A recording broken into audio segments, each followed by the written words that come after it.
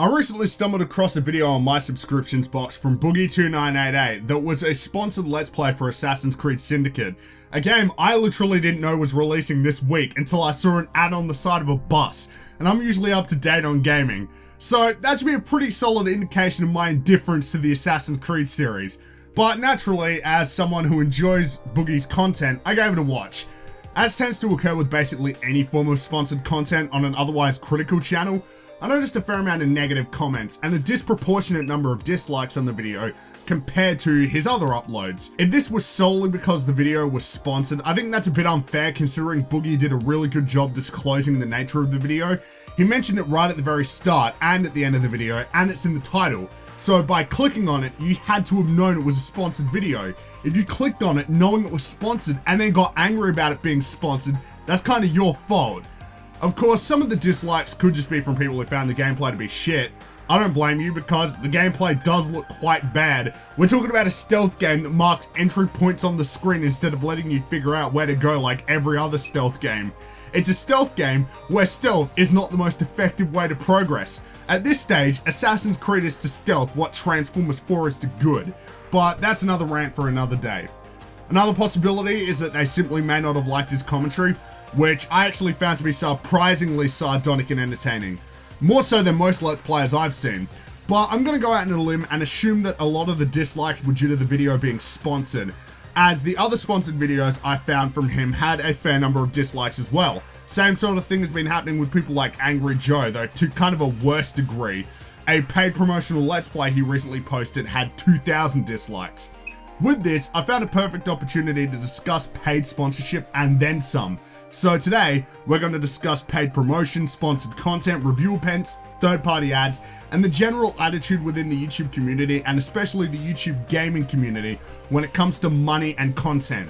Now before we dive in, keep in mind this is not a video about shit-talking or name-calling people who have different stances on this topic. Unlike many of my videos, I'm going to try and remain as impartial and level as possible, because certain people just don't like it when you say fuck. This is quite a large topic, so hold on to your butts as we dive into the can of worms that is paid sponsorship on YouTube. Now before we go through, let's just set out right now the primary reasons, at least in my opinion, why people don't like paid promotional content. First is that people see it as selling out, which I can absolutely see in some instances. Second is due to the general distrust of paid promotion, which is pretty justified, especially in gaming.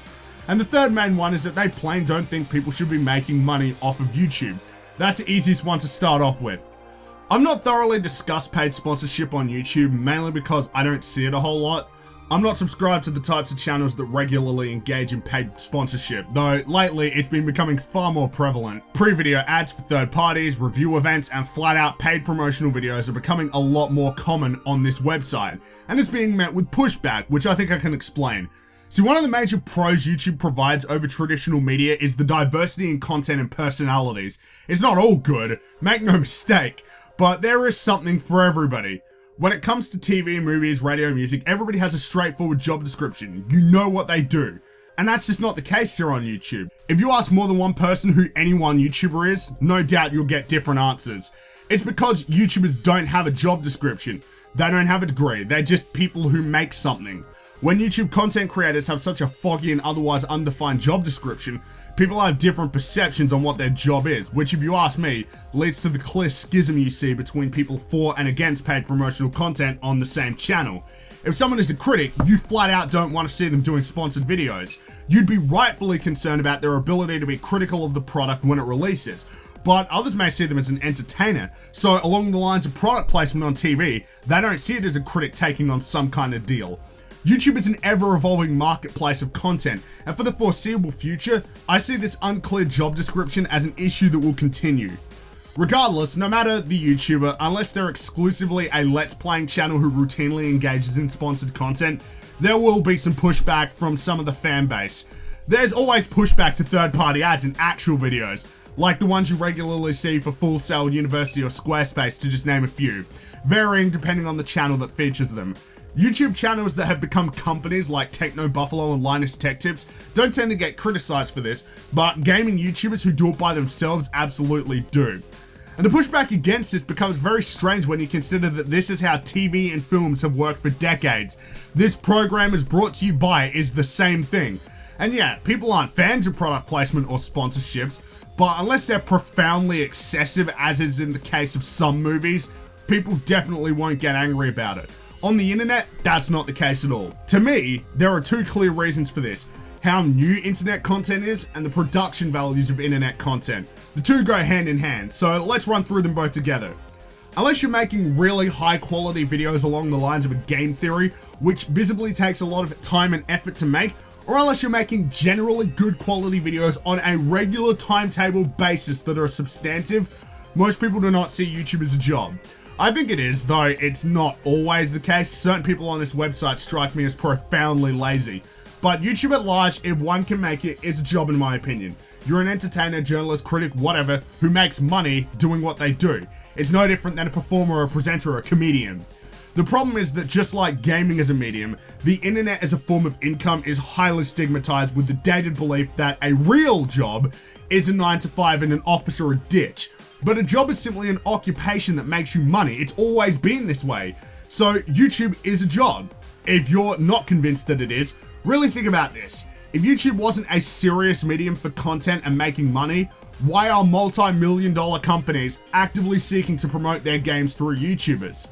Gaming is a big industry that millions of people are part of, and with the internet and especially YouTube being the primary source of gaming information, news, videos, and coverage now, it would be foolish to suggest that it's on the same level as cat videos and nutshot montages. We're talking about a medium where the opinion of one can hold weight and can actually affect a game's profits and the pockets of regular people.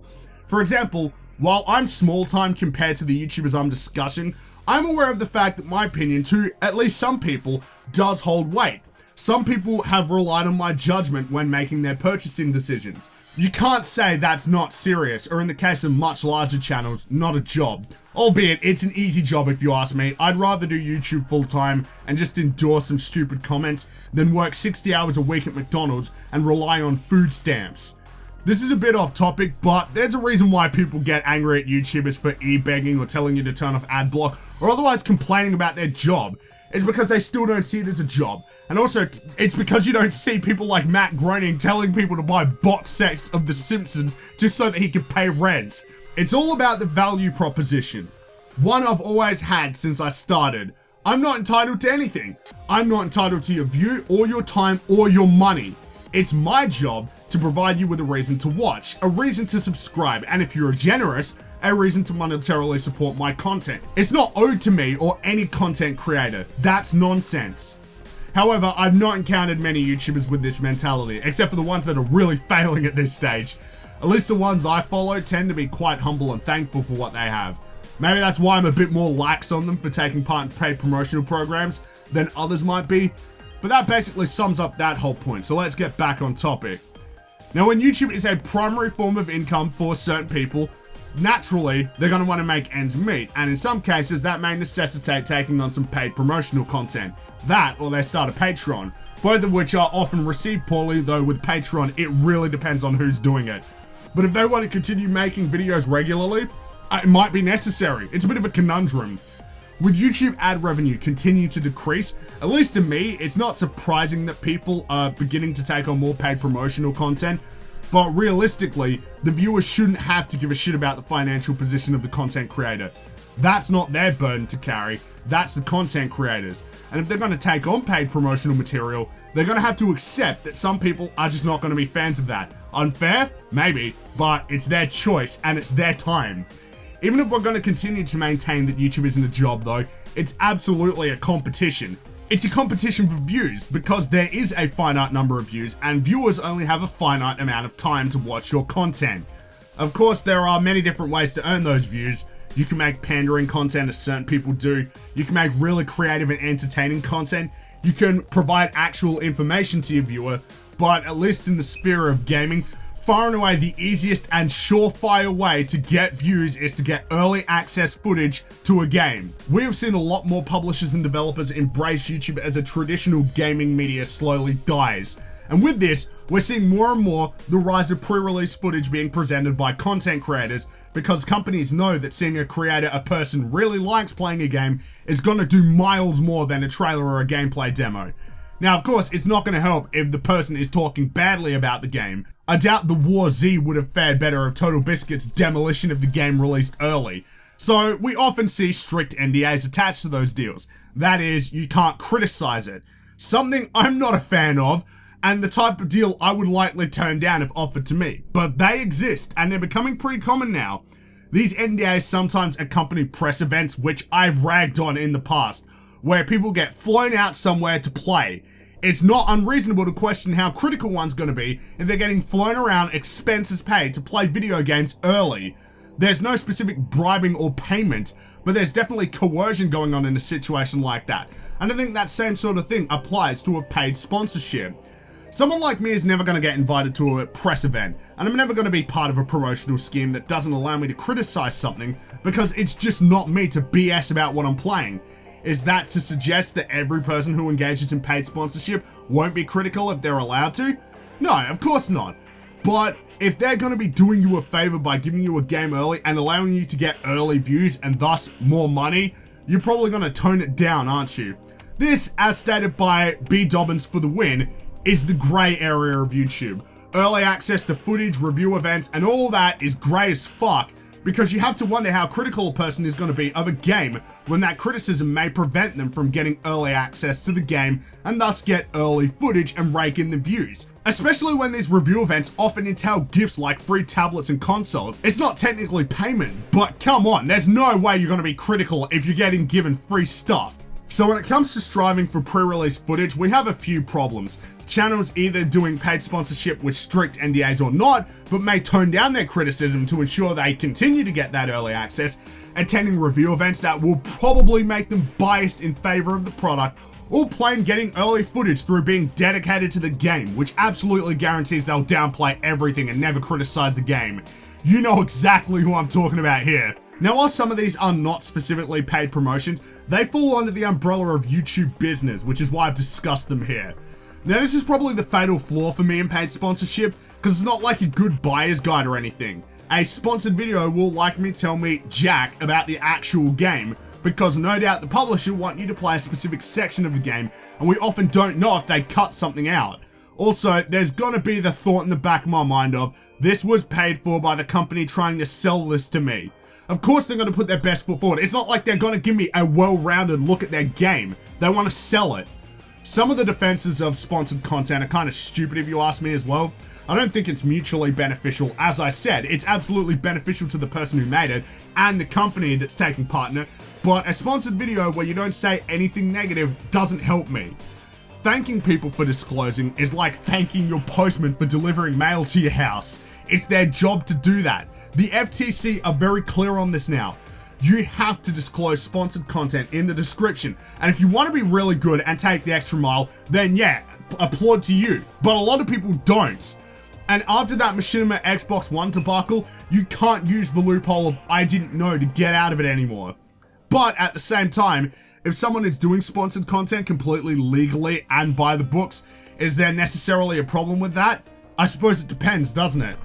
Ultimately, it all comes down to how much you trust your favorite content creator to fully disclose their deals and continue to be critical of the products they've assisted in marketing. For some, they may have that level of trust. Others simply don't, and that's perfectly fine.